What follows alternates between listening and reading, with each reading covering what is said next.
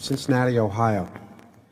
You said in the 1996 annual report that most investors will find that the best way to own common stocks is in an index fund that charges minimal fees. Two questions. First, there are a lot of different index funds that hold different baskets of stocks. What criteria would you use or recommend to select an appropriate index fund? Second, the price to earnings ratio of the S&P 500 is significantly higher than its historical average.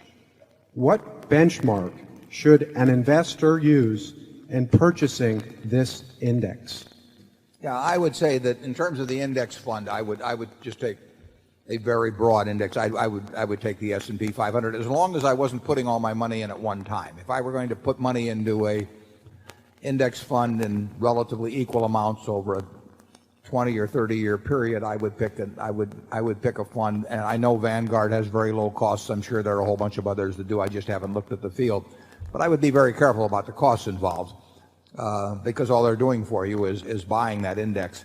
I think that the people who buy those index funds on average will get better results than the people that buy funds that have higher costs attached to them, because it's just a matter of math. If you have a very high percentage of funds being institutionally managed, and a great many institutions charge a lot of money for doing it and others charge a little, they're going to get very similar gross results but different net results. And I recommend to all of you reading John Bogle's written a couple of books in the last 5 years, and I can't give you the titles, but they're very good books, and anybody investing in funds should read those books before investing, or if you've already invested, you still should read the books, and it's all you need to know really about fund investing.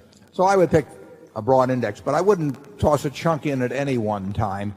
I would do it over a period of time, because the very nature of index funds is that you are saying, I think America's business is going to do reasonably well over a long period of time, but I don't know enough to pick the winners, and I don't know enough to pick the winning times. There's nothing wrong with that. I don't know enough to pick the winning times. Occasionally I think I know enough to pick a winner, but not very often.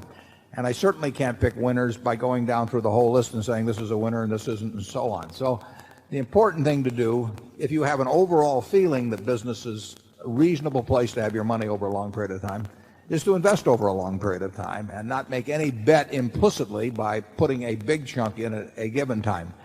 As to the criteria as to when you should or shouldn't, I don't think there are any great criteria on that. I don't think price earnings ratio determines things. I don't think price book ratios, price sales ratios, I don't think there's no single metric I can give you, or that anyone else can give you, in my view, that will tell you this is a great time to buy stocks or not to buy stocks or anything of the sort. It just isn't that easy. That's why you go to an index fund, and that's why you buy over a period of time. It isn't that easy.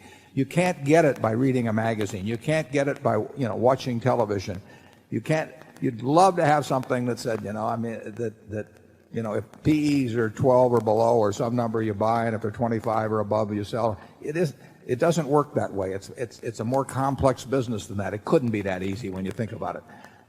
So if you are buying an index fund, you are protecting yourself against the fact that you don't know the answers to those questions, but that you think you can do well over time without knowing the answers to those questions, as long as you consciously recognize that fact. And I would, if you're a young person and you intend to save a portion of your income over time, I just say just pick out a very broad index, and I would probably use the S&P 500, because I think if you start getting beyond that, you starting to think you should be in small caps this time and large caps that time, or this foreign stock. And as soon as you do that, you're in a game you don't know. You're not equipped to play in all candor. That would be my recommendation. Charlie? I think his second worry is that common stocks could become so high priced that if you bought index funds, you wouldn't expect to do very well. I didn't think I'd live long enough to think that was likely to happen, but now I think that may happen.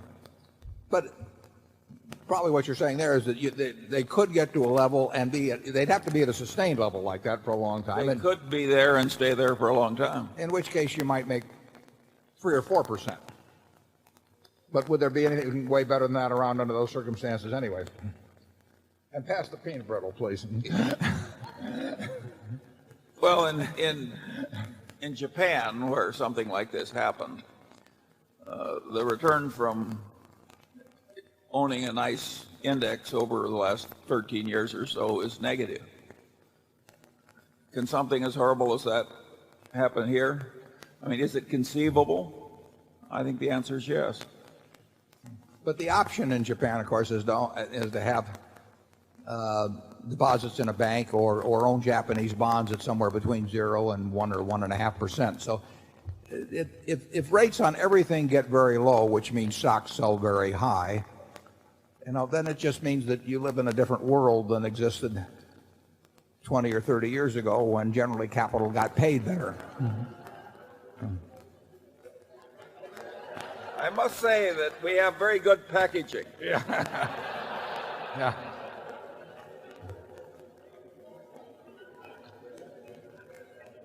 Normally he does this in a less formal manner, but he's on his good behavior today. We're protecting the integrity of the peanut brittle. That is true. The package, the nature of anything with butter in it, is it starts going downhill from the moment you make it, and therefore this packaging has to be extraordinary in order to meet the quality standards that Charlie and I insist on.